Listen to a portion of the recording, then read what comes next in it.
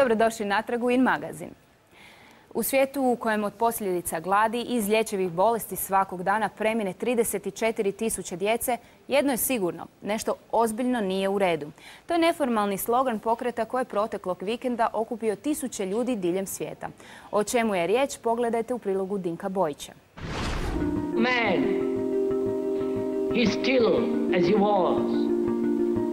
He's still brutal, violent, aggressive, acquisitive, competitive, and he has built a society along these lines. Riječi su to kojima počinje dokumentarni film Zeitgeist, odnosno Duh vremena. Riječ je o filmu koji je postao svjetski fenomen. Iz njega je naime spontano nastao globalni pokret koji je proteklog vikenda obilježio svoj dan. Tisuće ljudi okupilo se u više od 300 gradova diljem svijeta kako bi pažnju javnosti usmjerili na probleme koji muče svijet. Listi gradova u kojima je pokret organizirao skupove po prvi puta pridružili su se i gradovi u Hrvatskoj. Problemi poput korupcije, rata, pljačke, krađe, to su sve zapravo simptomi monetarnog sustava. Projekcije dokumentarnih filmova, rasprave o svjetskom poretku i dijeljenje letaka održani su u Zagrebu, Splitu, Osijeku i Slatini. Riječ je o promjeni koja se prvenstveno odnosi na kapitalistički sustav. Dakle, promjena sustava izrabljivanja, gospodarenja, promjena sustava u kojem manjina ima puno, a većina ima malo. Aktivisti kažu kako se tu ne radi o bilo kojem postojećem političkom i društvenom poretku. Filozofiju pokreta teško je sažeti u jednoj rečenici, no ona izgleda otprilike ovako. Suradnja umjesto natjecanja, znanje umjesto straha i nasilja, racionalnost ispred podjela bilo koje vrste. Radi se upravo o nečem trećem. Radi se upravo o bojkotu sustava kakvog znamo. Radi se upravo o bojkotu televizije, banaka, koliko god je to moguće.